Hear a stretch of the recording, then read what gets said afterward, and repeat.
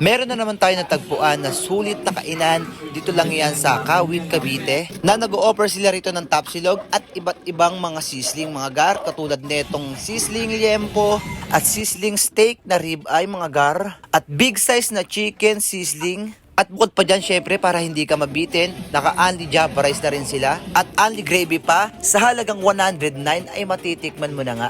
Kaya naman agad dinayo namin ito. From Imus Cavite to Kawit Cavite, dito yan sa Centennial Road. Pag nakita nyo nga itong Jollibee, from Cavitex ay kakanan kayo. At kung galing kayong Alapan ay diretso lang. Pagdaan nyo nga sa maliit na tulay na to ay madali nyo na silang makikita dahil makikita nyo na itong fusion.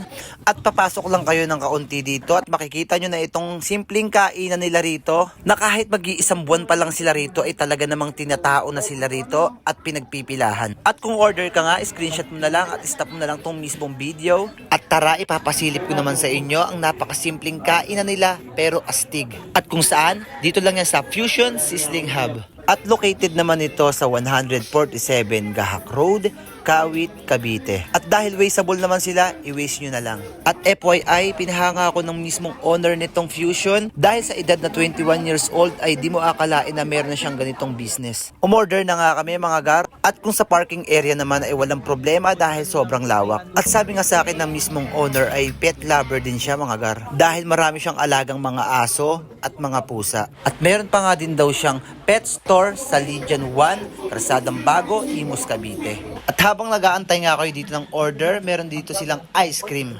At binigyan nga tayo ng pagkakataon ay pasilip sa atin kung paano nila i-prepare ang ating mga order.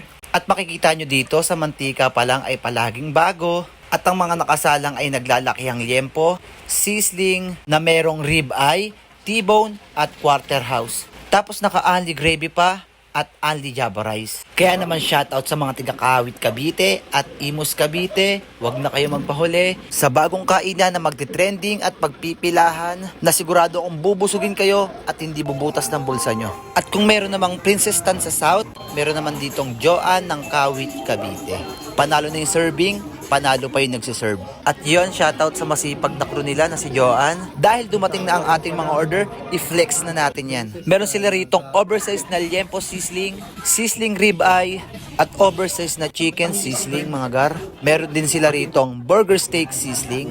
At marami pang iba tulad nitong silog meals, tapa silog, at tosinolog.